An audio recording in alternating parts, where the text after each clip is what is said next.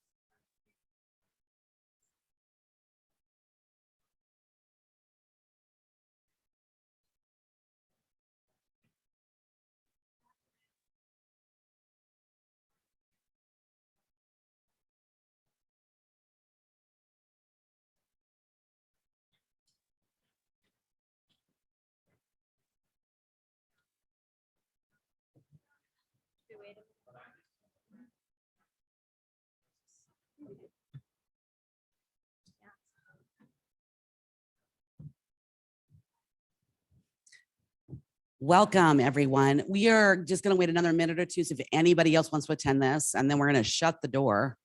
Doesn't mean that we don't want people coming in. They can come in during the presentation. It's just, we want to make sure that we don't get the background noise when we're presenting.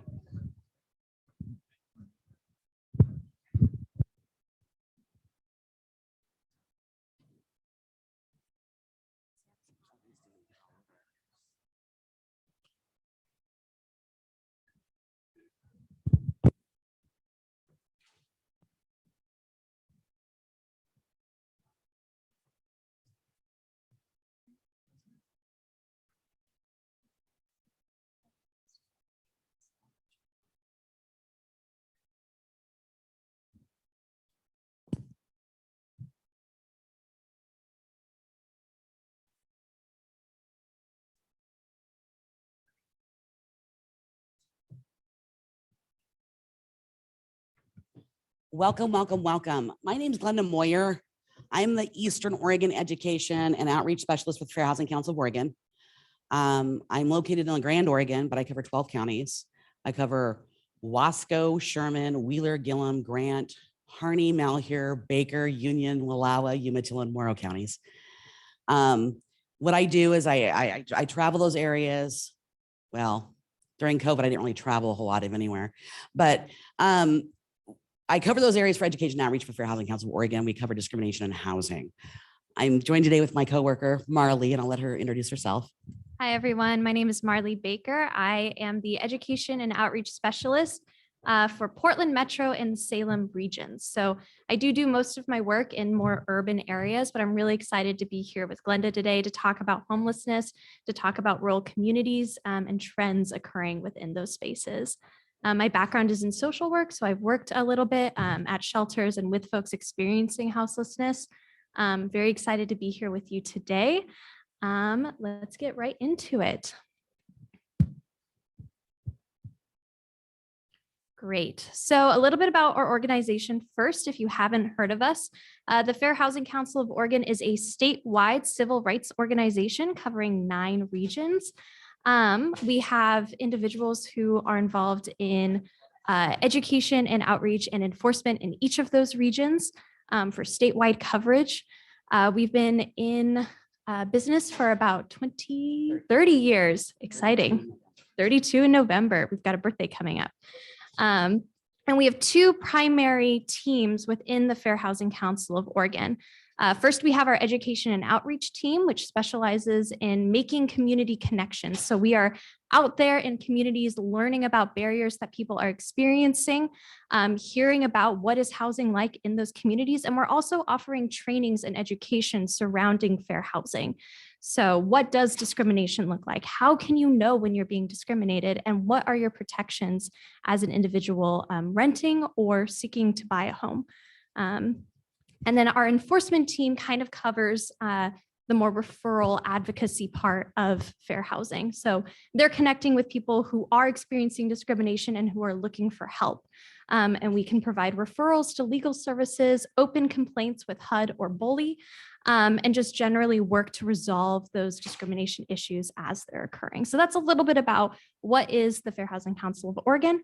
And today we're going to cover a lot. We're going to fill probably this full hour and a half, hopefully with time for questions. But this is a little bit of what we're going to be discussing here today. First, we're going to go over defining rural versus frontier counties, figuring out where are we talking about homelessness here in Oregon. We're going to do a brief overview of homelessness here in Oregon, look at some of those statistics. And then we're going to understand the causes behind homelessness. We're going to debunk some cultural myths surrounding homelessness before going into what are the systemic issues perpetuating this. Where does housing fit into this equation? And then we're going to talk specifically about challenges facing rural communities. And then we're going to discuss a little bit about what are rural communities doing to address homelessness and address housing shortages. We're not going to dive deep into those simply because there are a few other sessions happening this week that touch more on that more in depth. We're here to just kind of provide you a little bit of trends and some context about these communities. And also, if you're coming from a rural community, you know what your community needs best. We don't. So we're just here to provide you some information. Yeah, let's get into it. Okay, so when we're talking about urban and rural areas of Oregon, a lot of people don't realize the vast majority of landmass in Oregon is considered rural. How do we define that? Well, in red areas on this map are defined as urbanized areas. Those are areas that consist of 500 people or more in a square mile if the population is 50,000 or more. So these red areas on this map, as you can see, are those areas in Oregon that have those populations of 50,000 or more, and people exist in at least 1 square mile of 500 people or more. With that stated, you'll kind of see a little bit of an anomaly up here in Eastern Oregon at the very top. That is Walla Walla and Milton Freewater, Oregon. That whole population, anybody here been to Milton Freewater? 1, 2, few, okay. If you know Milton Freewater, it's a very skinny little town. Okay, it's about 7,000 population. You drive through it and you don't even really know when you leave Mountain Free Water and hit the state of Washington. And you automatically hit a little town, well, not a little town, a town called College Place. And from there, you go through College Place and literally end up in Walla Walla. There's no separation of any of that, the housing, the businesses, none of that. That is why Mountain Free Water is considered an urban area, okay? Not that they are. They have a lot of rural challenges. More than 50% of their population speaks Spanish. And they have a lot of challenges in that community. They don't always get services from Walla Walla. So they rely on Oregon, but being in a rural area of Oregon, they may be limited to the services that are available to them, if that makes any sense. All right, so let's define what urban is. I'm sorry, rural. Rural urban clusters, okay? So those urban clusters, you can barely see in the little yellow spots on this map, and I'll kind of point out a few. Those are those populations that have more than 500 people per square mile, but their population is only 2,500 to up to 50,000. So those are all those towns that kind of support those really rural areas. Like over here in Eastern Oregon, we might have Baker City, LeGrand, Pendleton, Hermiston. If you look at other parts of Oregon, you're going to have Coos Bay, Lincoln City, Astoria Seaside, and down through Central Oregon, you're going to have Redmond, Prineville, so forth. Even I believe Klamath Falls is considered an urban cluster. So with that stated, that whole other area there, the gray area, is considered rural. It's a lot of area, all right? So we're gonna break this down a little bit further in regards to rural. Talk about population. So Oregon's population roughly, this is 2018, no, 2018, was 4.2 million people, okay? Up here in red, you'll see that any population that was over 50,000 is listed here. Please know I listed Multnomah County, Washington County, and Clackamas County as a county. I'm fully aware there's urban areas in those counties, but as a county, I just thought it would be more appropriate instead of going through every city in those counties, okay? So their population collectively is about 2.4 million. The rest of the area, Oregon, those rural areas, is about 1.7 million. So with that stated, we're going to go a little bit further into rural areas. Okay, there's frontier areas that people don't even know about. They're considered frontier. They're labeled as frontier, and there's a reason why they are considered frontier. So definition of rural, and you're going to see this as when agencies, the government's defining urban areas, they use that cut up the very minimum of 50,000 people. For whatever reason, when they're describing rural, it ends at 40,000. Okay. Not quite sure what that is. I think it has to do with outlying cities in rural areas that might not be up to 50,000, but because they're so close to an urban area, they might have a higher population. So rural as any geographic area in Oregon, 10 or more miles from a centroid of a population center of 40,000 people or more. Okay. So you think about this, like we'll talk about Portland, for instance. You get outside of Portland a little bit, you might hit, anybody know a town that has 40,000 or more, but it's not in Portland, but next to Portland? Gresham, there we go, okay? So if you're in Hood River, for instance, you're within that threshold, okay? Well, not 10 or more miles, let's say Sandy, is Sandy within 10 miles of Gresham? Okay, so they may not be considered rural, FYI, okay? Unless they're outside that 10 mile mark, okay? Frontier is any county with 6 or fewer people per square mile. So you think of population, some of these rural counties, some of these counties are huge, okay? Some of them aren't that big, but they just don't have a lot of people in them. So with that stated, the Oregon Office of Rural Health has identified 10 of Oregon 36 counties as frontier counties. And we'll cover those right now. So there's Baker County, there's Gillum County, Grant County, Harney County, Lake County, Malheur County, Morrow County, Sherman County, Wallowa County, and Wheeler County. These are all pictures from those counties. And I could have actually put up pictures of the bad things about the counties, but we're not here to talk about that today.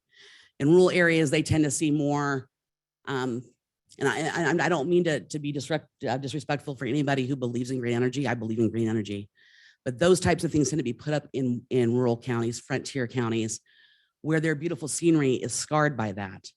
Okay, and for them, they have a very different view. They live in those counties for a specific reason. Okay, and with that stated, a lot of times green energy is put up in those counties where they have no say. It's corporations and governments that make those decisions, and they have zero say in it. So just FYI, that's a huge, if you're talking about like looking at urban belief and culturally rural county belief, that's a huge argument between those two types of thinking, just FYI. But we're not going to cover that today. All right, so moving forward, we're going to break down frontier and remote areas into 4 sections. As you will see as we go through these slides, these dark green areas will disappear with the next slide, okay? And this will give you an idea of what those frontier areas look like, or where they're located in Oregon. So with this first slide, a level 1 is a zip code area with majority of population living 60 minutes or more from an urban area of 50,000 people or more, okay? So all the green area, including the dark green, they're just giving you a heads up. The next slide, they're not going to be there, okay? So we'll go to the next one. Level 2 of frontier and remote are zip code. It's the same criteria as we covered in the first slide, living 60 minutes or more, but now we're going to add 45 minutes to that.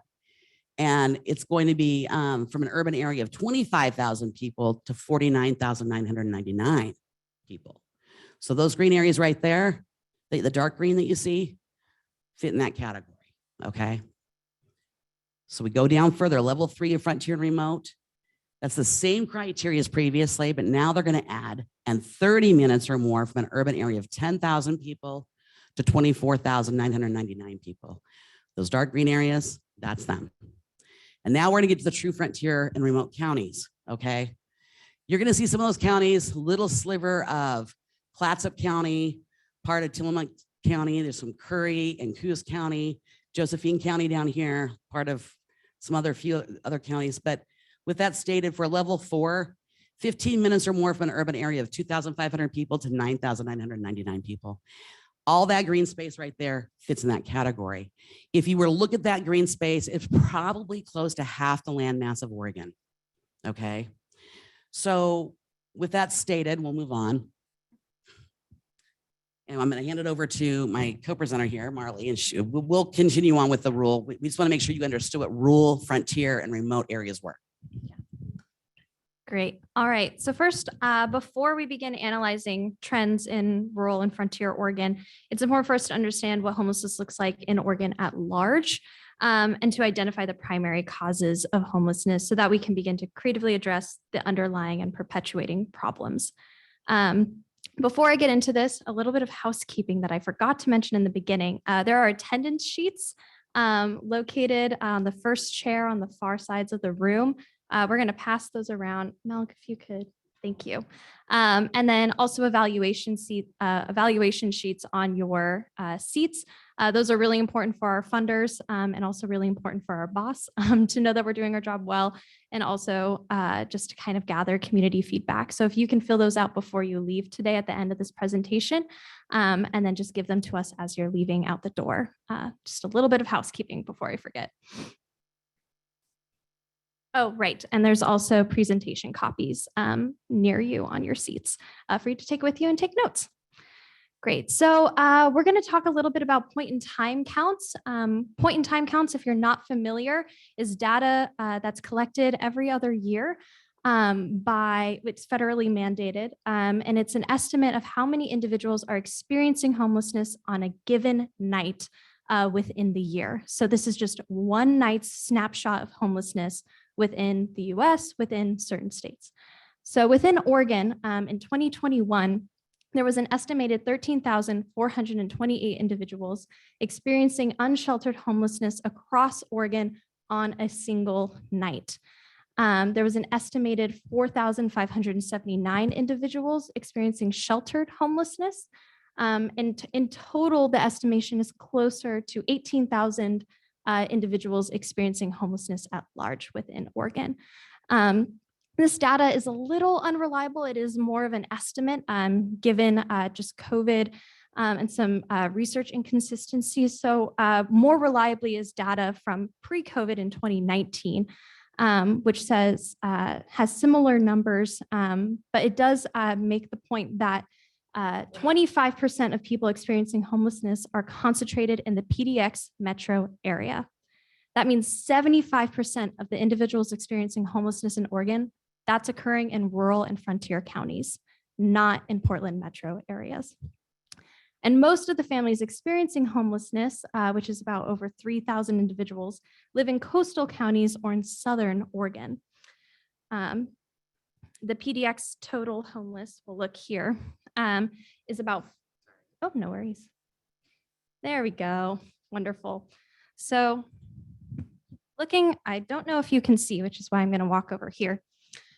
Here in Portland, Gresham, Multnomah County, that total number of homeless, 4,177. Looking down here into the Oregon balance of state, this is the COC continuum for the rest of rural Oregon. That number is 6,392. So a huge difference when we're looking at the homeless population that is throughout rural Oregon and the balance of continuum versus in PDX at large. Great. All right, when we're talking about homelessness in rural areas, it's interesting to know that the top 6 counties that experience homelessness are Clatsop County, Tillamook, Josephine, Wasco, Curry, and Coos, and then Multnomah County. With that stated, if you look at this graph here, you'll see the bottom green area. Rural counties, it's about 5 per 1,000 for homeless. In frontier counties, it's about 2.2 per 1,000 for homeless. And in urban counties, it's about 3 per 1,000 for homeless. So if you're average wise, we're about 3.4 across the state, okay? With that stated though, think about even though urban areas have more population, I think the rural parts of Oregon have about 700,000 less than the urban areas. And they still have high numbers of homelessness. So with that stated, you think, well, how can that be? Yes. Uh-huh. Uh-huh. Yep.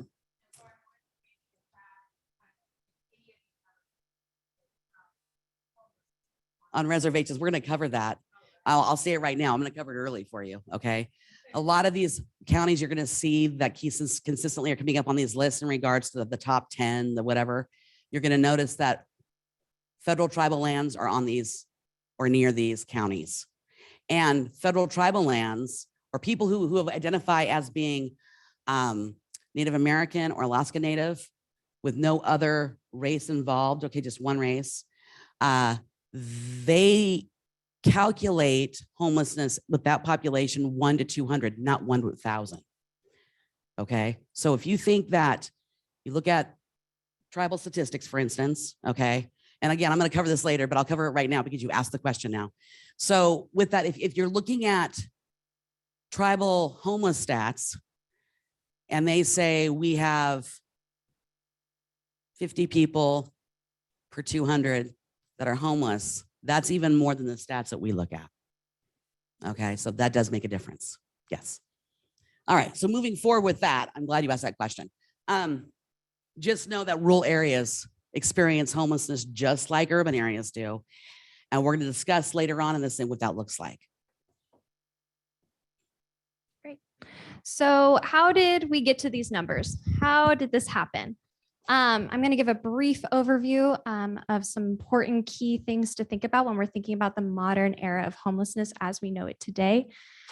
So before the 1980s, homelessness was typically used to describe individuals who were without employment. We saw this after the Civil War. We also saw camps during the Great Depression. Homelessness was often associated with drunkards who would wander the streets at night. And then comes the mid-1900s. So we see this change in policy when it comes to housing in the mid-1900s, especially following World War II. The rise of racist policies such as redlining, restrictive covenants, racial covenants, denied home ownership to non-white buyers. This type of segregation created low socioeconomic neighborhoods. And in these neighborhoods where primarily there were not home buyers, there were renters, this left entire communities exposed to gentrification as that became and as rental prices began to rise, causing displacement of entire communities. Then we see in the 1960s, the rise of deinstitutionalization, where individuals were being moved out of assisted living facilities and then just told to find housing in their communities. However, if you had extreme disabilities or you needed extreme support, there was not housing available that was supportive or accessible enough. So we saw a rise of homelessness then as well. There were severe budget cuts to social service programs. In 1990, the HUD budget dropped. So in 1976, it was 29 billion. It was cut to 17 billion in 1990. So that's a lot of money that was suddenly gone. We also see an inadequate supply of affordable housing. So single room occupancies and rooming houses were raised or converted for single family housing development. So some of these housing that was affordable to maybe a single individual looking for housing no longer was the case. And then it's important also to talk about the HIV and AIDS epidemic, where discrimination became rampant as people began to assume someone's HIV or AIDS status based off of social stigma at the time. Also, individuals who were queer or LGBTQIA plus identifying were being disowned from their families. So we saw all of these different factors kind of coming into play within the 1980s, resulting in kind of this modern era of homelessness that we now understand and think of. So I'm also using the word homeless and not unhoused or houselessness simply to be in line with some of the records and the way that the federal government accounts for homelessness and defines homelessness. So just to let you know about that. So some legislation that happened addressing homelessness and also just addressing housing in general. In 1968, we see the Fair Housing Act, which is what Glenda and I work under. This was passed a week after Martin Luther King Jr.'s assassination, which was pushed forward from the momentum of the riots and of the protests occurring from that. So the Fair Housing Act was passed along with several other civil rights bills. However, it was not enforced until nearly 2 decades later, which is when we begin to see actual enforcement and accountability coming into play. In 1982, there was a monumental research study done, published by the National Institute of Mental Health, National Institute on Alcohol Abuse and Alcoholism, and the National Institute of Drug Abuse on homelessness. This report found that homelessness was not simply an issue of substance abuse or mental illness, but a far more complex issue that, to be addressed properly, would require policies and programs that understood the importance of housing accessibility, federal aid, and service provision. The findings from this research contradicted common assumptions that homelessness was the result of personal moral failures and deviancies.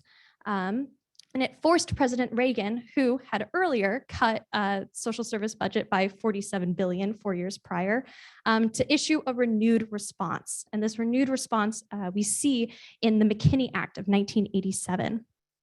So the McKinney Act was the first piece of federal legislation to address homelessness to provide emergency aid to government and local agencies. And to date, this is in fact the only long-lasting federal response to homelessness. And the federal response to homelessness remains in this framework of emergency aid. It was reauthorized in 2002 and renamed the McKinney-Vento Act to emphasize the educational rights of homeless children. And then it was reauthorized again in 2009 with the Hearth Act package. And it's well known for expanding the definition of homelessness to include those who are at imminent risk of becoming homeless, and for its emphasis on preventative measures like rental assistance, housing relocation, and stabilization services. And then we have, most recently, the 2021 American Rescue Plan Act. This act strove to address some of the financial burden that was caused by COVID-19 through the issuing of direct checks to individuals, the extension of unemployment assistance, support to local businesses, rental assistance funding, and big project funding like ARPA. Maybe the organization that you worked with received ARPA funds and you're now doing something new for your community to address housing and homelessness. So that's a direct result of ARPA. So next, we're going to talk a little bit about homelessness myths and realities. And I really wanted to touch on this in this presentation because I find that there is still so much misinformation out there about what are the causes of homelessness, what causes housing shortages, and especially we see pushback in communities across Oregon, also in rural communities, against projects to address homelessness because they think it's going to enhance or perpetuate homelessness, when in reality, it is simply exposing the homelessness that already exists in those communities. So I'm going to talk a little bit about this research first, which I always refer to, and there's some big science words in here that I don't really know, but I'm going to summarize for you. So this is an article that was published in 2006, and it's called Dehumanizing the Lowest of the Low, Neuroimaging Responses to Extreme Outgroups. And I'm going to read this first and then kind of talk through it. Research found that the medial prefrontal cortex, which reacts to social connection, is not activated when shown pictures of low warmth, low competence, outgroups such as addicts and the homeless. However, the insula and amygdala, which react to disgust, are activated. So what this shows us is that extreme outgroups, groups that are both categorized as being stereotypically hostile, stereotypically incompetent, using the language of this article, low warmth, low competence, are actually being dehumanized in our brain. So when we are looking at an individual who is clearly homeless on the street, because of the social myths, because of socialization, our brains react to that with disgust, and we see the individual as an object to avoid in the road versus another person. Our brain reacts differently than when we're interacting with someone who's a cashier or who's our barista versus when we're interacting with someone who's maybe on the street that we're walking past. And I really wanted to emphasize this just because it's personally really convicting for me in the work that I do. And also because we need to understand how stigma influences policy. How do social distortions influence these cultural myths that then in turn enforce our decision makers? So some myths that we're going to cover right now. Maybe something you've heard is, oh, most people who are homeless, they abuse substances. They're drug addicts, right? In reality, only about 20 to 40% of homeless individuals experience substance abuse. Maybe you've also heard that most people who are homeless are mentally ill. In fact, the reality is only 1/3 of homeless individuals experience severe mental illness. And what I do also want to talk about is that homelessness is, in fact, a traumatic experience. So individuals experiencing homelessness have, on average, higher adverse childhood experience scores. What are ACE scores? Hopefully you've heard of them if you're working in the social service field. If you haven't, ACE scores it was a study conducted by Kaiser and then created this criteria. So adverse childhood experiences, the more adverse childhood experiences you have under the age of 18, the more likely you are to experience heart disease and chronic stress. So the trauma you experience as a child directly influences your biology as you age. You are predisposed to heart risk, you are predisposed to chronic stress. And so what does some of these these categories of ACE scores include? Physical abuse, sexual abuse, verbal abuse, experiencing domestic violence in the home. Maybe there's a family member who is severely mentally ill. You experience physical or emotional neglect. Perhaps there's an alcoholic in the family. Perhaps you have an incarcerated family member. or you have a parent who disappears through divorce, death, or abandonment. These are the categories. These are the adverse childhood experiences you can have. So individuals experiencing homelessness have on average higher adverse childhood experiences than those of the general population. This means individuals who are homeless have experienced higher rates of trauma. And this is important to identify because homelessness, the experience of homelessness is a complex and prolonged traumatic event when you are in survival mode, when you have lost your social connections, when you've lost your place in community, lost your job, lost that sense of stability. Those are all traumatic instances. And so the experience of homelessness itself can exacerbate pre-existing traumatization that someone's had as a child. Something else that's really important to note is that an ACE score of 4+ increases your chances of abusing substances by 4-fold. So kind of putting 2 and 2 together, if you have a higher ACE score already and you are experiencing homelessness, there's also a chance that you are abusing substances. Those 2 things can be connected. Individuals who are experiencing homelessness are more likely to be the victim of the violent crime rather than a perpetrator of a violent crime. And so I hope that some of this information just kind of debunks some of those cultural myths of personal deficiencies being the causes of homelessness. So another common myth that we hear about is most people who are homeless are in an area that they're not from that community. They're coming here. They're not from here. The reality is 70 to 80% of individuals who are homeless lived in the area they currently reside in for at least 1 year before becoming unhoused. Often they are longtime residents of that area. Great. So another myth. There is enough affordable housing built for low-income households. We talked about that earlier today during our lunch session, the incredible need of affordable housing that we have and just housing in general. So the reality is that no state has an adequate supply of affordable and available rental homes for extremely low-income rental households. No state in the entire world, or not entire world, entire country. All right. So I'm going to sit down. So my notes are in front of me and I don't see very well for notes. So this one I actually need notes for. The population doesn't necessarily determine rate of homelessness. Could it be geographic? Here we're going to start talking about those tribal lands. So many do not realize, we'll cover these graphs first. The blue graph over here is the top 10.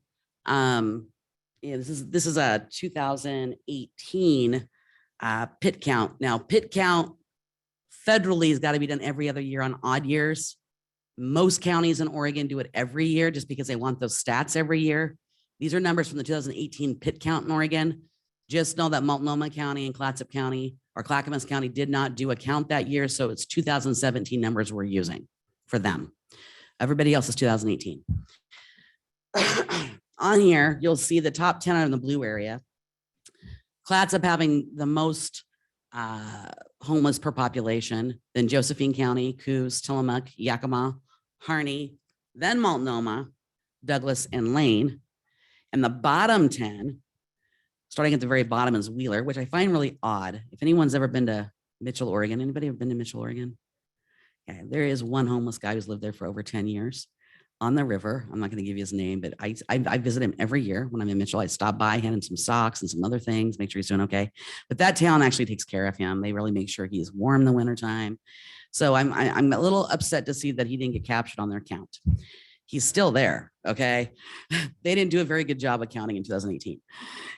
Anyway, so with that stated, Wheeler County is the bottom, then Sherman, Lake, Morrow, Washington, then Clackamas, Gillum, Hood River, Crook, and Lynn. I'm very interested to find out why people think what their opinions are in regards to why Washington County and Clackamas County are at the bottom 10 in regards to homelessness. Anybody have any ideas? This guy back here. Okay, so their law enforcement is intolerant and they're pushing people out. So maybe heading to other rural areas and or into Portland. More tolerant. Okay. There you go. Transportation is a huge part of that. Yep. All right. So in Oregon collectively, back in 2018, there was 14,477 folks, which is about 3.5 of the population. Okay. We talked about that earlier. So let me get, oops, I can't find my mouse. There we are. I got it. It's my notes. We're talking about areas in Oregon. Harney County has the Burns Paiute tribe. Those 99.8% of the tribal housing officials reported, this is through the US, okay, reported that doubling up, such as living with other family members or friends, taking in family or friends, okay, otherwise risk homeless. The people who will allow people to double up with them may risk homelessness because many of them are renting. And when you're renting and you're over occupancy and or you have someone staying in your rental unit without pre-authorization from your landlord, then you are risking homelessness yourself. And many people do get evicted because of that. So nationwide, 99.8% of tribal housing officials reported that there's a lot of doubling up on their tribal lands, okay, in their tribal housing. It was a problem, in their tribal housing. And 88% said households experience literal homelessness, which is sleeping on the streets or in emergency shelters or in a place not meant for human habitation. So 88% of their folks on tribal lands experience that much homelessness. All right. That's a lot of people being homeless in these tribal areas of Oregon. And this is across the country too. This is nationwide, but it's no different than Oregon, okay, in regards to those statistics. So like I said earlier, about 1 in 200 people are identified American Indian and or Alaska Native. And that is their only race as being marked on census or other documents that count homelessness. And so 1 in 200 are considered homeless compared to the 1 in 1,000 that we look at for other populations. Every other population in the United States is 1 in 1,000. So you do the math there. In regards to homelessness on tribal lands, they may not have the population like the rest of the country does, but they have way more homeless per capita. So there's 7 tribes in Oregon that are recognized by the federal government. Those are the Burns Paiute, which is the Burns Paiute tribe. They're in Harney County. There's one of those counties that are on that frontier list. The Paiute tribe, which is considered the Coos Lower Umpqua, and if I get this wrong, I apologize. Sisla, what's it? Susla. Okay. That reservation is in, I believe, Coos County. And then there's the Coquille Reservation, which is Coos Bay. The Grand Ronde, which is in Yamhill County. And many of these counties actually have double counties or multiple counties they're in, just so you know. Yeah. Then there's the Silets Reservation, which is in Lincoln County. Umatilla Reservation, which is the Confederated Tribes of the Umatilla Indian Reservation. They're in Umatilla County and a little bit in Union County. Warm Springs Reservation is probably the largest one in here in Oregon, I would assume. Confederated Tribes of Warm Springs. They're a little bit of everybody. They're Wasco County, Sherman County, parts of them are in Clackamas, Marion, and in Lynn counties. So with that stated, when we're looking at counties, and just keep that in mind. So we had Coos County, we had Lincoln County, we had Yamhill, Polk County, we had Wasco, Jefferson counties. I think majority of Warm Springs, I think, is in those 2 counties. Umatilla County, and then we had, of course, Harney County with Burns Paiute. When we're looking at these lists, try to keep those counties in mind, because I do think that does have a correlation in regards to homelessness. I'm not here to tell you today that it does for a fact, because I haven't done enough research, but when I was doing this, getting ready for this presentation, it came up a lot. I was like, wow, I know that there's tribal lands there, and why is it that this is correlating? So I'm glad you brought that question up, because I thought the same thing. And I guarantee you it has something to do with the Native populations. Let's talk about it. No, yeah, please. No, say it out loud.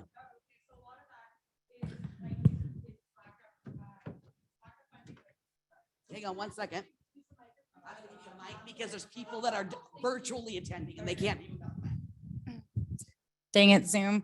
Okay. So what's happening out in tribal communities, and especially I'll speak for Grand Ronde because that's where I am from. That is my community.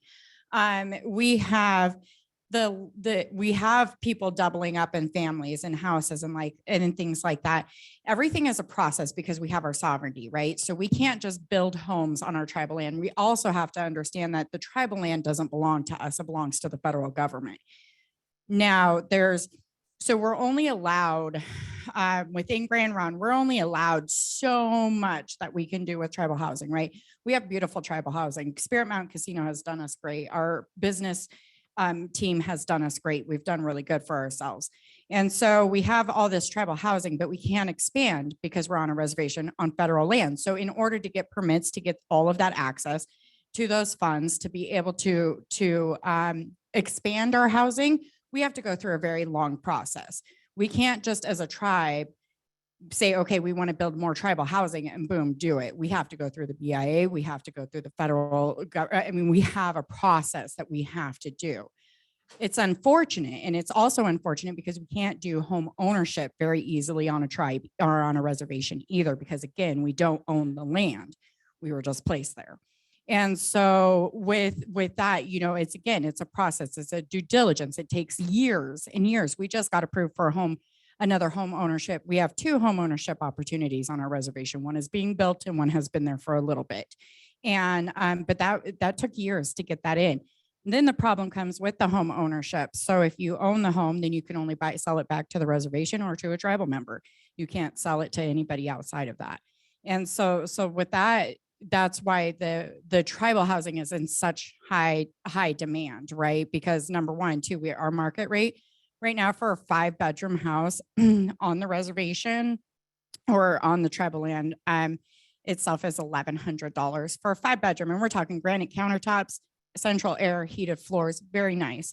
So, and then right outside of that is a smaller community where the rent triples and doubles, and so people are wanting that because it's cheaper, but then we're just limited to the amount that we can do. And like I said, it takes a long time. Like we're now building new elders housing. And that, coming in, that's taken us 5 years to be able to get that approval. And then you have to deal with everything like looking at sovereignty from the tribe, state laws, federal laws. We just don't have the freedom to do what we want. And then of course we're a communal people. So we want to live with our families. We want to be with our families. We want to be within our community. We want to be able to have access to the things that our tribes provide us, like healthcare, mental, we have mental health. We have all those things. We even have tribal court, so we want to be able to have access to those. So a lot of people go back home or don't leave home. And then we have to bundle up and we have massive families living together. Yeah. Thank you so much. Wish I would have known you before this presentation. You might have got pulled in. You might have got pulled in to help us out a little bit. So with that stated, it's obviously very, and I'll say this too, some fair housing laws don't even apply to federal lands. So just FYI, even Fair Housing Council of Oregon, when someone's being discriminated against in housing on tribal lands, we can't step in and assist. So with that stated, let's see what else. I'm going to give it back to Marlee here. I'm going to move on. I asked the same question today to Marlee. I go, something is going on in Clatsop County. The last few years, their numbers have been skyrocketed. And I don't know if the gal who presented before us, Eliza, is from that area. That's her region to work for Fair Housing Council of Oregon. I want to corner her before I leave. Hopefully she's still here, didn't leave. I want to ask her what is going on there, because I don't know if they have just an abundance of people that were without housing, or do they have certain programs up there that they can count people as being homeless? I don't know. I'm not sure. Yes. We're going to give you the microphone because the folks virtually can't hear you. And it's important they hear you. I was at her presentation and she didn't go into specifics, but she talked about a low-income housing, subsidized housing project that was being put before the city council in the middle of downtown Astoria that got shot down by the city council. Oh. So I don't know. The thing that I took away from it was that there are forces at work that are increasing income disparities and housing disparities. People are more and more, and that makes sense. I'm going to say, okay, we're going to touch a little bit about this a little bit later. With that stated, there are certain counties in Oregon that are considered recreational rural counties. And so when I get there, that might be why. Okay. All right. So real quick, we're just gonna throw some numbers out there that are kind of scary. So the hourly wage required to afford a 2-bedroom rental home. This goes by state throughout the United States. In Oregon, you will see that number is $23. Oh, 25. That's why I wear glasses. Kind of moving on to that. This is a quote from a newspaper article that says that since August of 2021, more than half of all eviction filings resulted from non-payment. In recent months, that number climbed as high as 68%. A graph to support that finding here, you can kind of visually see. So in the first half of July, there were 632 evictions, more than half, 417 of those, this year, were from non-payment. Those that are the dark black bars, those are the total number of eviction filings. The gray is the number of evictions due to non-payment. Oregon's regional housing needs analysis found that Oregon lacks 140,000 units to serve people already in the state. Looking ahead, researchers estimate Oregon will need approximately 580,000 new units over the next 20 years to address current underproduction and future growth. So do we have affordable housing? No. Oh, yes. If you're not aware, I'm going to add to that number really quick. That's approximately 6,700. Okay, going forward, the number for the next 20 years is 580,000. 6,700 of those approximately are going to have to be accessible housing for people with disabilities. Our baby boomer population is getting older. They're going to need accessible housing. So they estimate 6,700. It's a little bit more than that, like 6,780 units per year for the next 20 years to be accessible housing. Yep. And then this next map just kind of shows rental homes affordable and available per 100 extremely low income rental households by state. Red is so 30 or fewer. Dark orange between 31 and 40, light orange between 41 and 45, light yellow more than 45. So as we can see here, no state has an adequate supply, especially Oregon, which is in that dark red. So as we can see here, homelessness is often caused by a single precipitory event, right? Someone is in an accident, they have a sudden unemployment, there's a substance use problem that's developed, a severe mental illness, perhaps they're fleeing domestic violence, they miss one rent payment. And all of these precipitory issues that happen are symptoms of deeper structural failures to address housing shortages for individuals before they get to this point. So we see high rates of rental rates, right? I mean, just recently it was announced that as of January 1, rents can spike as high as 14.6% from 9.9 across the state. We have minimum wage stagnation. Minimum wages are not being raised. And we also have affordable housing shortages. So all of these issues kind of at large create this scenario, this context that we're in today. So now, Glenda. Oh, wait. Nope, this is mine. I'll add to it. But. Yes, we're a great team. So we're going to talk a little bit about homelessness in rural areas. What does that specifically look like now that we've kind of gone over this broad overview? So people experiencing rural homelessness are more likely demographically to be white and female, and families with children represent larger shares of rural homeless populations than urban homeless populations. Rural homelessness is also less visible. Do you want to talk about these specific examples? Yeah. So when you get to rural areas, how many here are from a rural area? How many here have participated in a pit count? One. Okay. You have, but not in a rural area. Okay. I applaud anyone who does a pit count. I applaud anyone who does a pit count that's not going to be like they're out looking for folks that are without housing. In a rural area, you're going to find, I'm going to give you the gamut. People staying in barns, people staying in the middle, sleeping in the middle of a farmer's field, eating potatoes all winter. Okay. Nearly starving to death off potatoes. People in specific areas of rural Oregon. I'm going to name one specifically, Umatilla County and Moyer County. Interstate 84 comes through Portland to Salt Lake.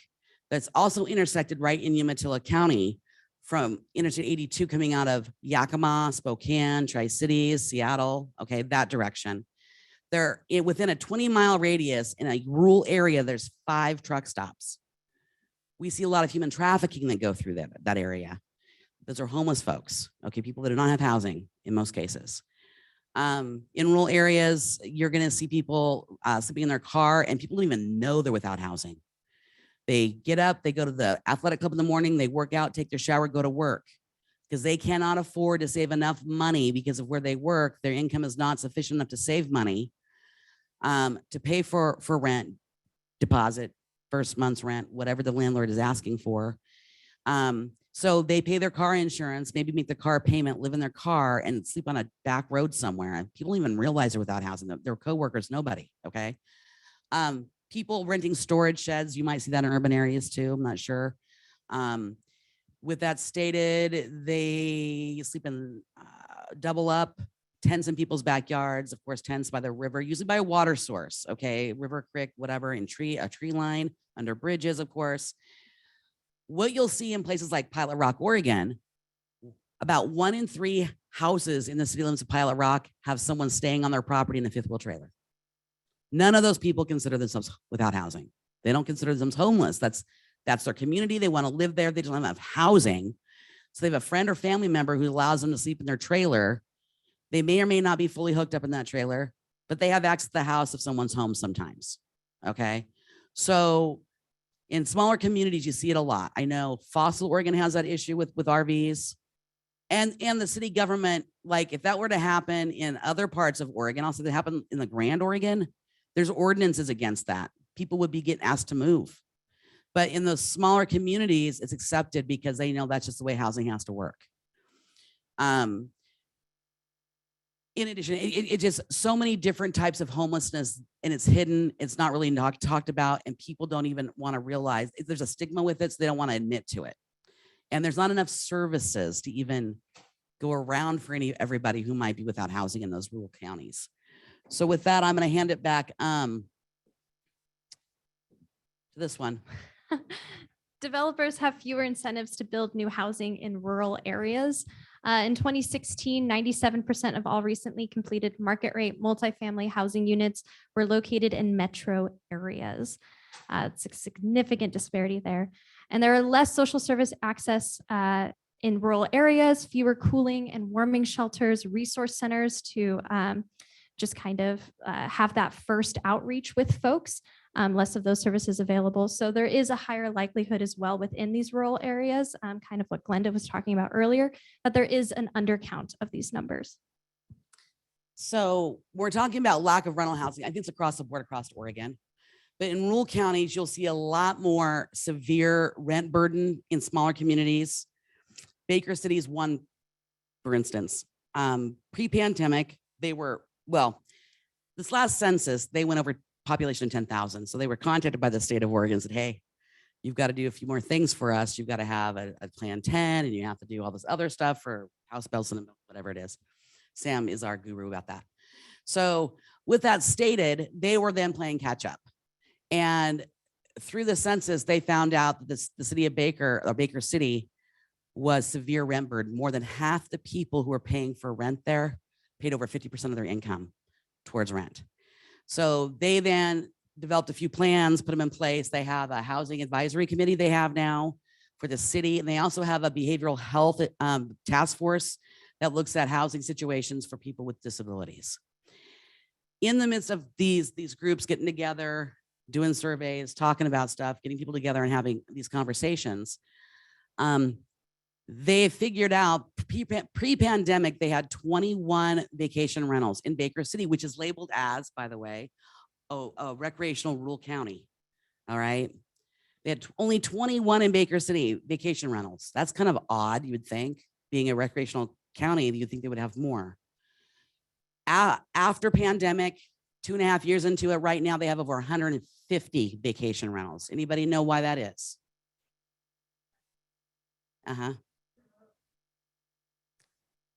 Moratorium, rent moratorium. Landlords in rural areas who, and I'm not going to say this is the situation for all rural, it could be for urban areas too, okay? When you're a mom and pop and you're not a property management company and can't sustain someone not paying their rent, you can't absorb that. You might even have your own house payment to pay on that rental. You've purchased it for retirement purposes. At some point you plan on selling it, the money you're going to use towards your retirement. It's what happens a lot in rural communities. They can't absorb someone not paying their rent. They have to make that house payment. Otherwise their credit's going to go bad.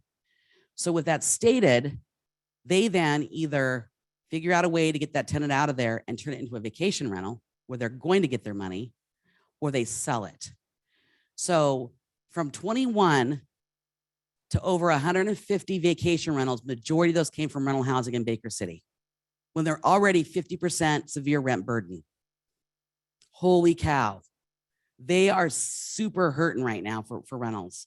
And they have a city government who's not wanting low income housing, who doesn't want any kind of transitional housing. This is what they've been facing for years. So when you have communities like that in rural communities, and you see it a lot more in rural communities than you'll ever see in an urban community, okay? It makes it very difficult for people not to be doubled, tripled, quadrupled up, okay, family-wise. It also, it makes you question about kind of services they have available in those rural communities. With that, we'll move on from there. Talk about vacation rentals. So low wages, higher price for food, fuel, others, low standard of healthcare, less access to services and transportation and other. When you're in rural communities, everything's got to be shipped to you, trucked to you, whatever. The cost of that is you're going to eat it when you live there. You go shopping in the little town of Fossil at their little store, or Huntington, Oregon, or Halfway, Oregon, even Enterprise, Oregon, you pay a lot more money for your food than you would if you lived in an urban area. Your fuel costs also go up to fueling your vehicles. And by the way, you can't just get on mass transit to go someplace because there's not mass transit. You got to get in your vehicle and drive to see the doctor, probably once or twice a month, if that's the case. You might even have to leave the area for other services, drive distances to go to Department of Human Services, go to the DMV, whatever it is that normal people do in their normal life, you have to drive to and or figure out a way to get to. And it's not cheap. And you're already struggling because your income in a rural area is already less. Your housing might be a little bit less, but what you pay otherwise, it kind of evens out. But even housing now in rural areas is going pretty high. Fair market rent in these rural areas does not match the area median income. And that's probably across the board, I'm assuming. I know when HUD does their fair market rent statistics, they're usually a year behind. So by the time they get their new numbers out, we're already raising our rents. The landlord's already doing that. It limits access for lower income households and households receiving those rental subsidies. So when someone's on Section 8 and the rent goes above fair market rent, they can't use their voucher there. And most other rental housing subsidies through agency payments, that kind of stuff, also play by the same rules. So if it's above fair market rent, folks can't use their subsidy at that rental. And in rural areas, landlords know this. So sometimes they even bump the rent up just so they don't have to take that subsidy. Jurisdictions in these areas are less likely to have knowledgeable community members that are part of their city planning and city council and other city positions. They're just not knowledgeable about the housing stuff, okay? The reason why it's important to have middle housing, the reason why it's important to have low-income housing and meet the needs of the folks in your community. Because again, remember, people don't talk about being homeless in rural areas. We don't have that problem. Talk to any government official in a small town in Oregon, 9 times out of 10, you're gonna hear, we don't have any homeless. And they have a tremendous amount of it. Jurisdictions also are more likely to consider public input while they're trying to figure out like turnkey projects. Okay. Community is pissed off. They come in there up in arms. They are screaming, yelling. They're being totally, inappropriate. And the city government doesn't understand they can shut that down. And nor should they ever take personal opinion or non-fact based information being presented into consideration when making their determination. But in small communities, they do. Okay, because they have to live with those people. That's their relatives, that's their friends. And when you're sitting on a city council and your friends and your relatives are coming in and you know everybody who's there and they're angry because the city's looking at putting low-income housing, you just don't do it because you don't want the backlash from the community, your friends and family.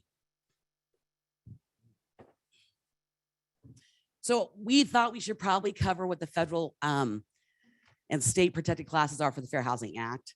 Just so you understand, when we're talking about discrimination in housing, this is what we're talking about. So under the Federal Fair Housing Act, I'm going to make it really quick because I know a couple of you guys have been to many of you have been to other trainings where you've heard this already.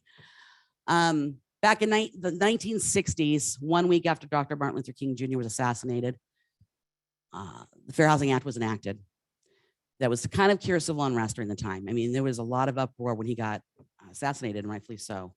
So the president decided, oh, we're going to get this signed into law because, believe it or not, it was the hardest piece of legislation regarding civil rights laws to be signed in.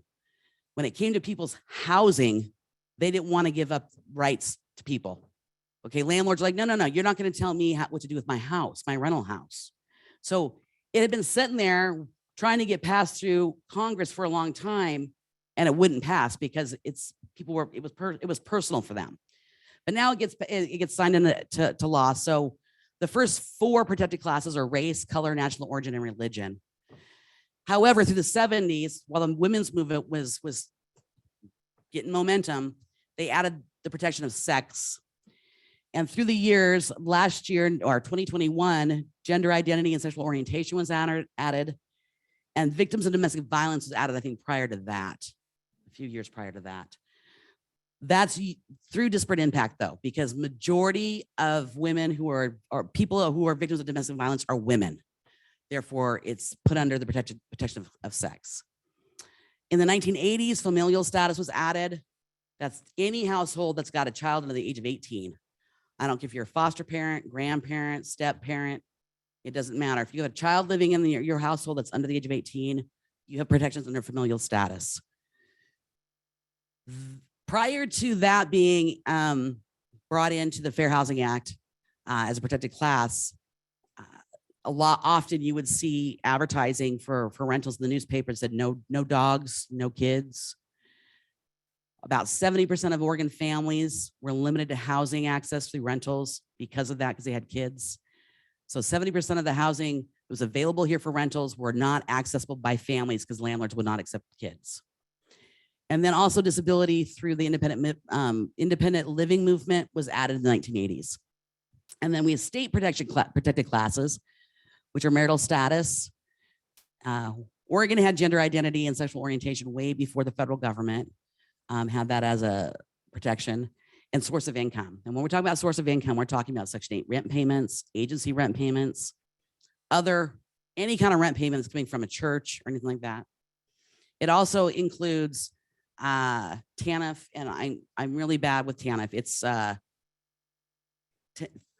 thank you. Temporary assistance for needy families, and then Social Security, disability benefits, Social Security benefits, veterans benefits.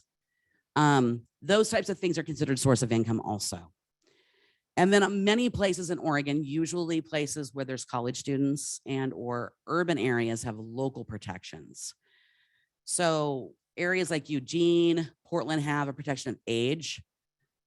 They were seeing that college students 18 and older were not able to get to access housing because landlords had a stipulation they had to be 22 or older to move in or to be, a tenant. So they had to put that in there because those young college students weren't able to find housing. Also, I think Portland has occupation. You cannot be discriminated in the limits of Portland due to your occupation. That could be doctors, attorneys, law enforcement, sex workers, you name it. So it does not matter. And So disabilities make it more challenging to obtain housing. So disabilities can cause barriers to housing at application. So landlords can look at your criminal history, your credit history, rental history, the amount of income you have. And that is where that source of income comes in, is that amount of income. Landlords have to accept the fact, they have to take in consideration you're getting a subsidy and calculate that subsidy as part of your income. Also, they should also take in consideration if you're getting energy assistance, getting the SNAP benefits, the food stamps, anything like that, they should consider, like, okay, this individual is getting this for their rental assistance, they're going to be paying for food with this, and they pay for their energy with this, or partial energy, like a percentage of their energy. So disabilities can be anything like mental health. Alcohol and substance abuse is considered a disability under the Fair Housing Act if the person is not currently using an illegal substance. If they have a history of alcohol or substance abuse, they are protected under the Fair Housing class under disability. And that, of course, covers physical disability that would require accommodation or modification for accessibility. So how does this play into rural areas? Landlords don't know this in rural areas. If a landlord had a person in a wheelchair say, I need a ramp installed, or I need a wider door, I need a modification to my bathroom or my kitchen, the landlord could tell them to pound sand and they wouldn't know otherwise. Nobody in small rural counties really honestly do not understand fair housing laws. Let's go back to Baker City. As I'm sitting there looking at the surveys they put out with the community for their housing advisory group, and the evaluations they did with their behavioral health survey, which went to people that have got disabilities and then the people who serve them. I couldn't tell you how much of the information that came back were literally related to fair housing violations, and nobody knew it. Nobody even understood, like, oh, this person that I'm assisting that has this dog, they can't have their animal and they have a disability, but they have the dog because of their disability. A landlord can't deny that. Or a landlord can't end someone's 12-month, at the end of their first year of tenancy, tell them they're not going to renew their lease when they're on Section 8 because they can get more for rent. And if they keep on taking the Section 8 client, keep on letting them stay there, then they can't up the rent. Okay, that's illegal. So, but in small communities, they don't realize that's illegal.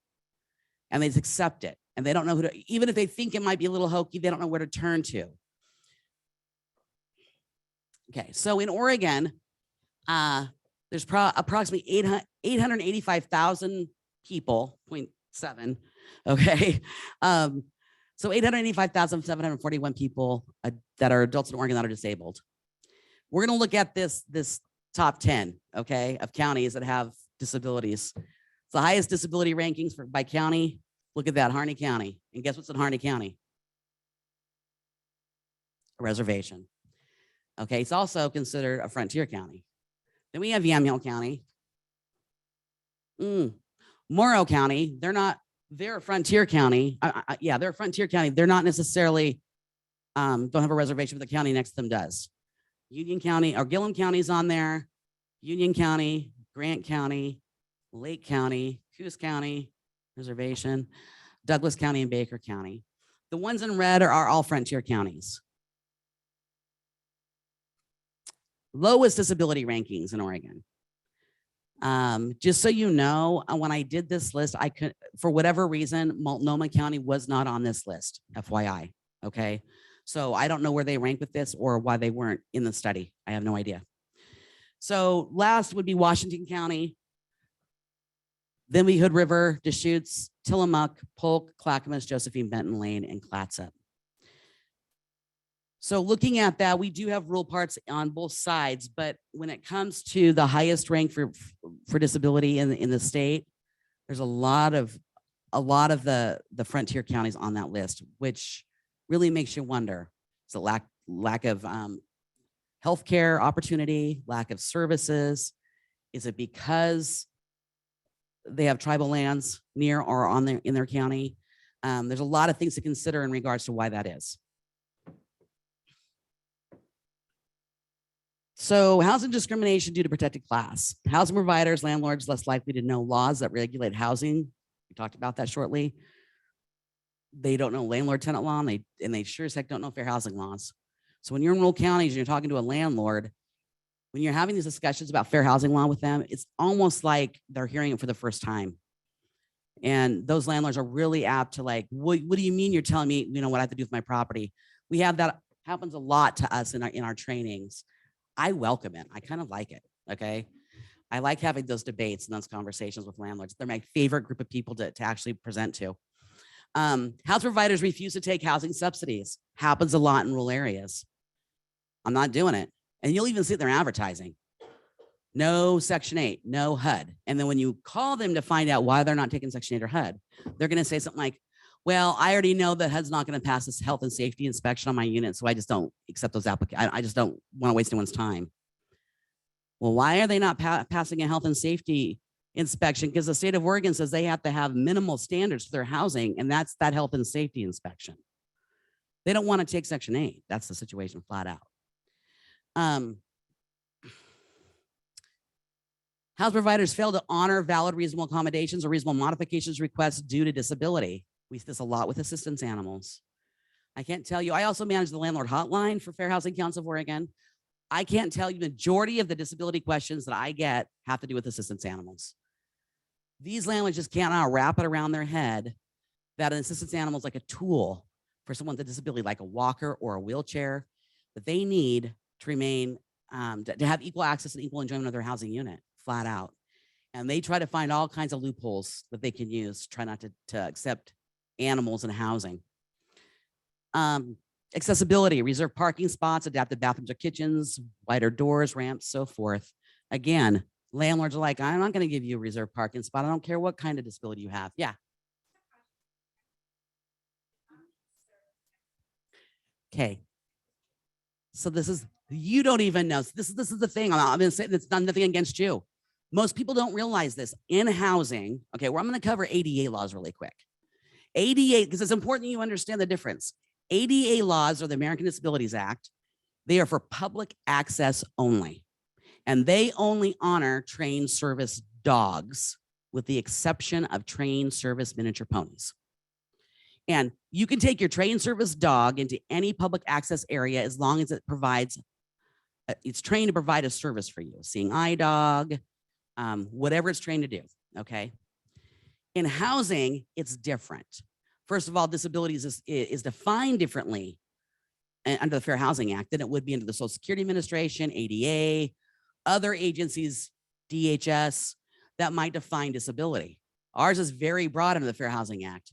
People, anybody who anything you can think of, okay, that could limit your ability to housing is going to be labeled under disability in the Fair Housing Act. With that, assistance animal is an umbrella term we use for any animal that provides any kind of support. Trained service animal, therapy animal, emotional support animal, any animal that provides any kind of support for the individual, okay? That's the term used in the Fair Housing Act, is assistance animal. So that animal may not necessarily be cleared to go to a public access area, but in housing, by gosh, it's acceptable. That makes sense? Yeah. Hang on one second. We got a microphone for you, because the people that are sitting virtually are asking the same question they want to hear. Okay, so I have a follow-up question to that. So do you have to have paperwork for the ESA? The reason I'm asking, I know a lot of market rate. So I work for a builder, sorry. We do affordable housing, but I know a lot of people have apartments, market rate. And I know in my town in Corvallis, there's a lot of people now that are like, hey, you want to get your pet in? Tell them it's an ESA. Mm-hmm. So I'm also wondering, okay, the other side of that, do people have to have paperwork, or do you just say, hey, no, it's an ESA? Because I'm seeing that card played a lot now. If you, before you leave, will leave me, before you leave, will you leave me your email address? I'm going to send you HUD's most current guidance on that. But what HUD says is, the individual who's asking for the reasonable accommodation for the assistance animal should have a relationship with a provider.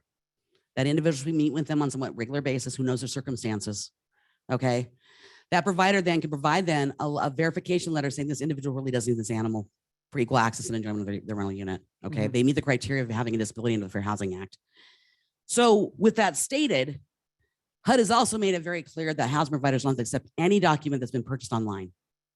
And just to follow up again, I'm Mhm. for pets. I'm not against. Oh, no. But I devil, think- devil's advocate, Yeah, there's I a love lot that. of people saying, hey, this is the way to get your pet in. Yep. I know apartments that are, this is happening. Mhm, They're like, hey, just get your bulldogs, your cats, mhm. just tell me an ESA, and then there's some online. I don't know. That's why I'm asking. Yeah, I love the question.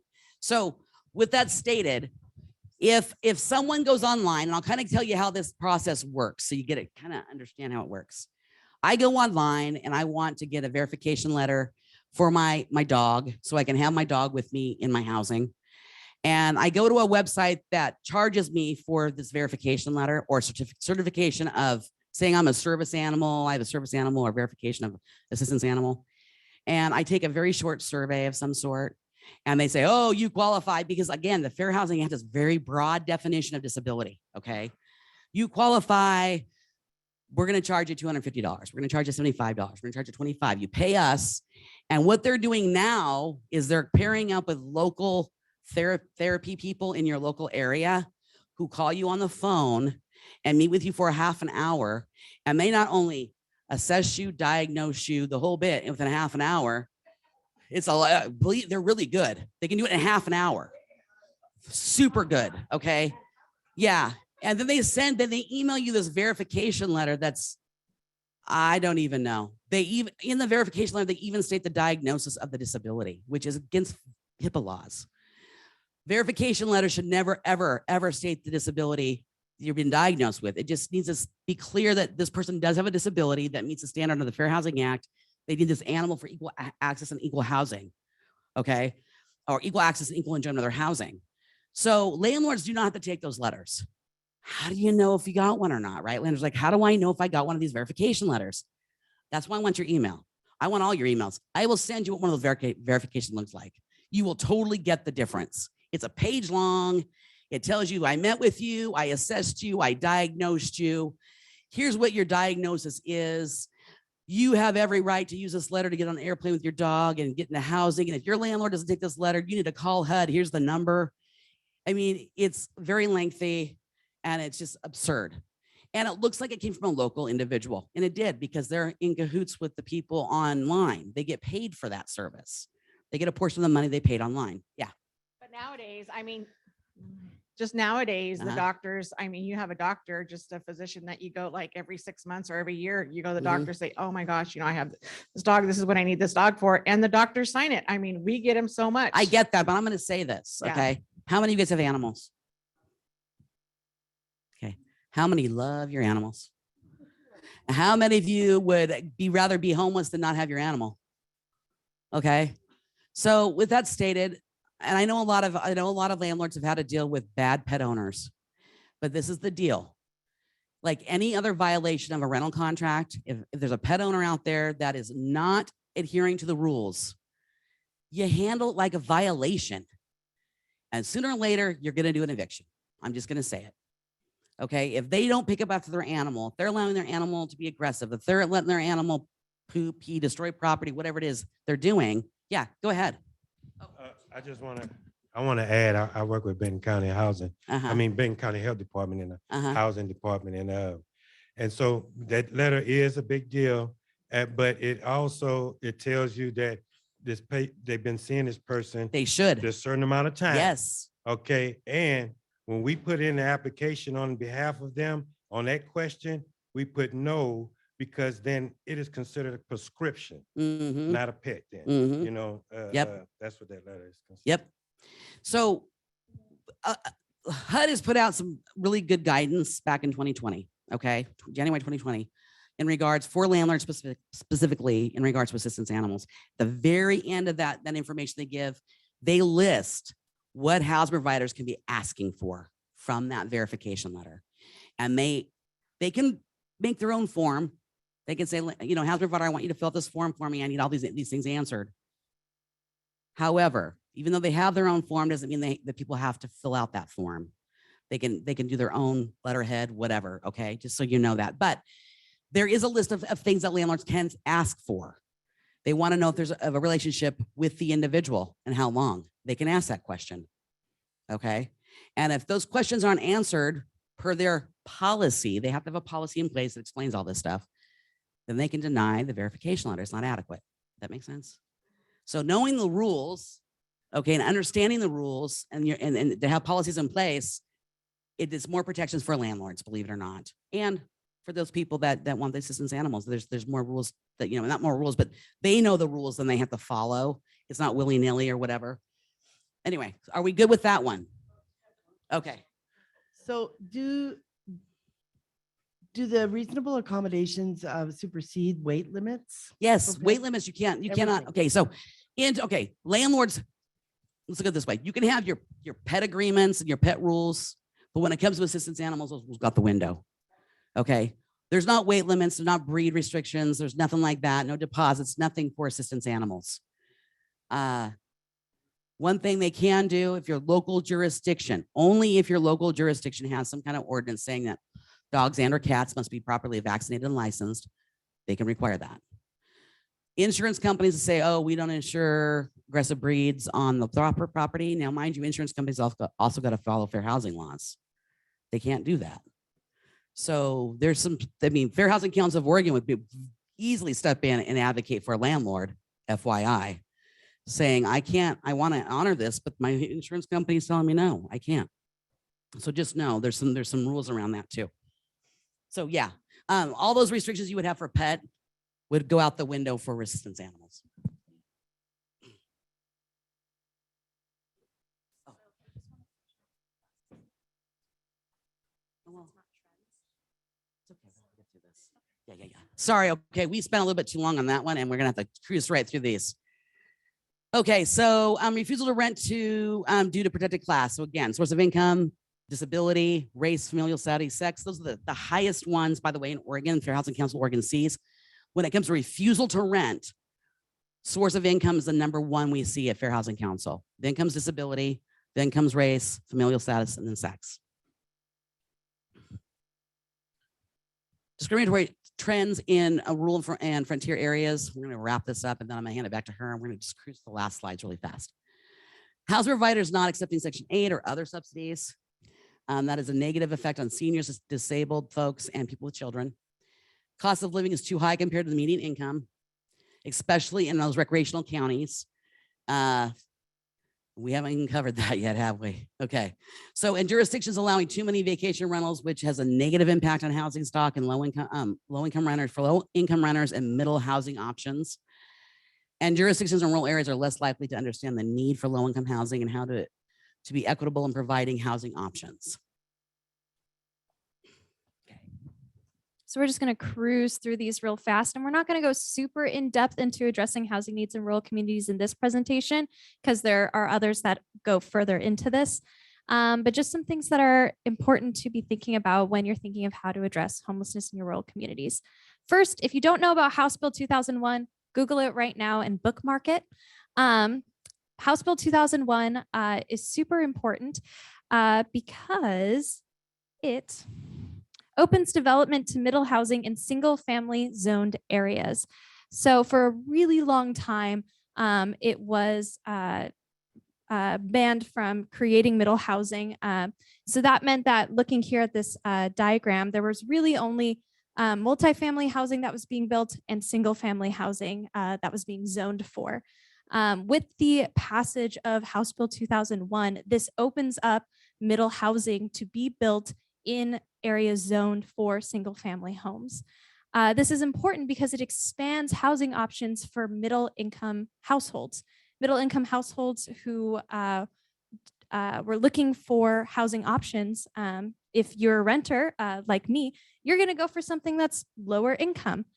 So housing that was being built that is for lower income folks, middle income folks were qualifying for and were taking up. So there was a lack of lower income housing.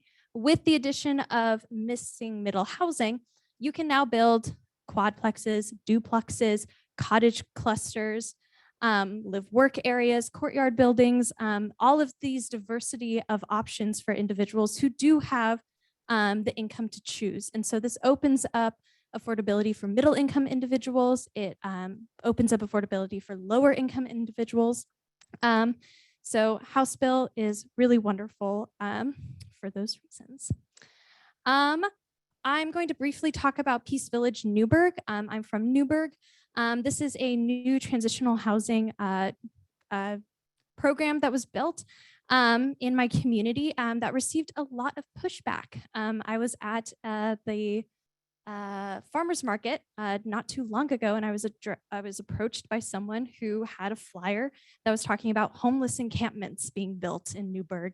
I was like, well, I actually work in fair housing. I'd love to talk to you more. They did not like that response. And so there was significant community pushback, and it required mediation within the community for this to pass. It was being built across the street from a local school that was heavily protesting its development. But now Newburgh, which is a tiny rural town that has a lot of college housing, there's a lot of vacation housing in Newburgh, which severely limits affordable housing options within that town. And we have a lot of hidden homelessness as well, just due to the way that enforcement works within Newburgh. So this was an incredible win. LeGrand is a transitional tiny home program for veterans. Do you want to say? I was going to say, you'll notice that the Veterans Tiny Home Village, no pushback from Union County or LeGrand because it had veteran in it. If that makes veteran will snag them every time. You use veteran, and rural communities will be like on board all day long. You don't use veteran when it comes to homelessness, then you get a lot of pushback. Safe parking programs, these are great and popping up across Oregon. Right now, they're primarily in metro areas, urban areas, but we see them expanding to rural communities as well. These are parking lots where individuals can park their cars and stay overnight. Sometimes case management is attached to that. There are sometimes bathrooms, storage units there as well. It's just a safe place for people who are currently living in their vehicles to stay and not be harassed by local officers.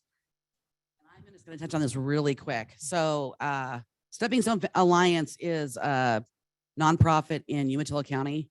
They tried to do a Calistoga Hut type little village about 4, 5, 6 years ago. And they were shot down by the city of Hermiston.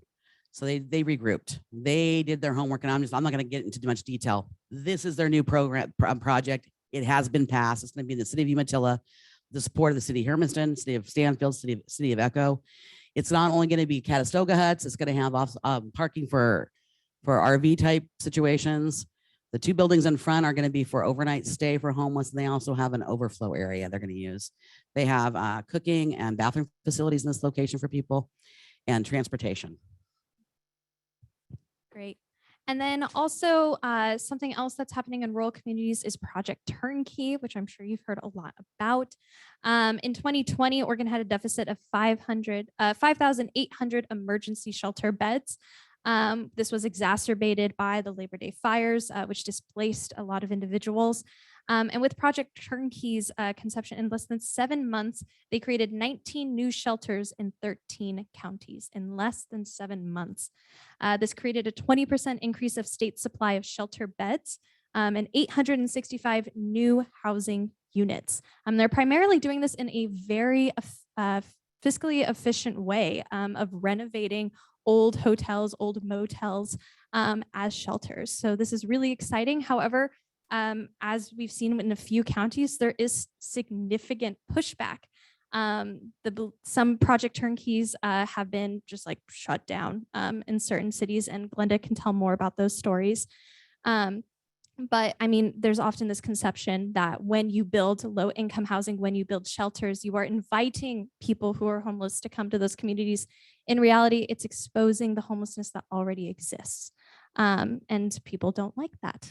So I'm not going to go through all of these, but in regards to turnkey programs, John Day tried to do a turnkey program there, and their city was on board with it. They had government support, but it was the citizens that did not support it.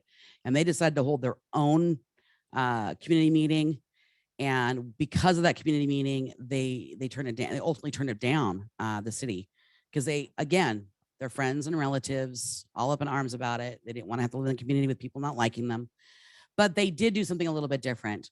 John Day now does have a new home incentive program for the city. They have existing home remodel incentive program, and they also have land development incentive program. They pay people money to do these projects, either build, buy, or renovate.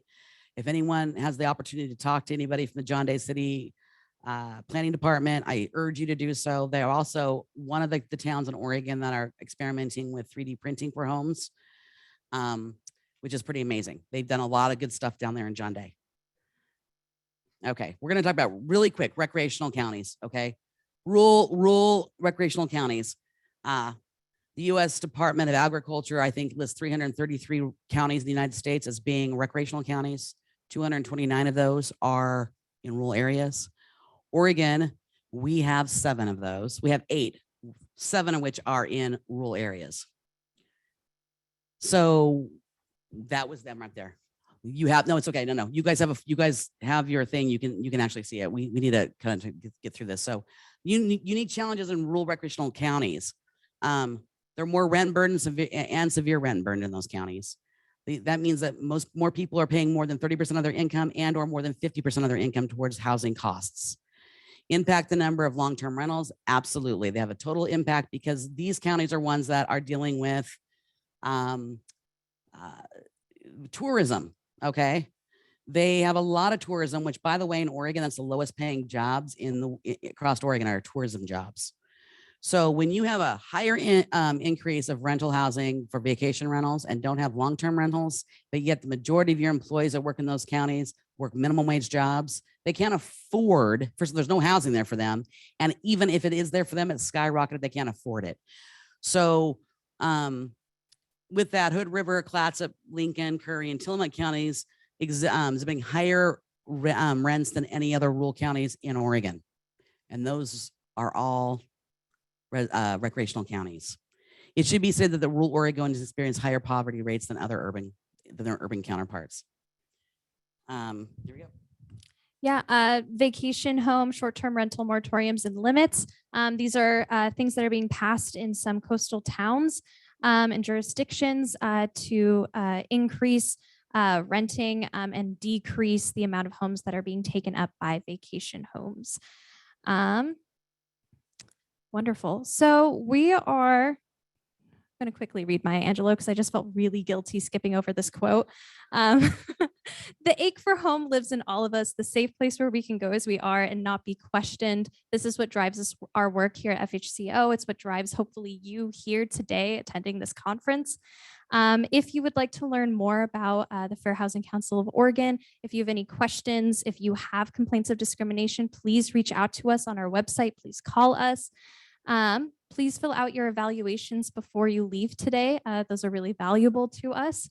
And we're going to have this information up here. Thank you so much for attending. We're going to stick around for questions because we know that we didn't really have time for that. We'd love to talk to you more and enjoy your time. Thank you.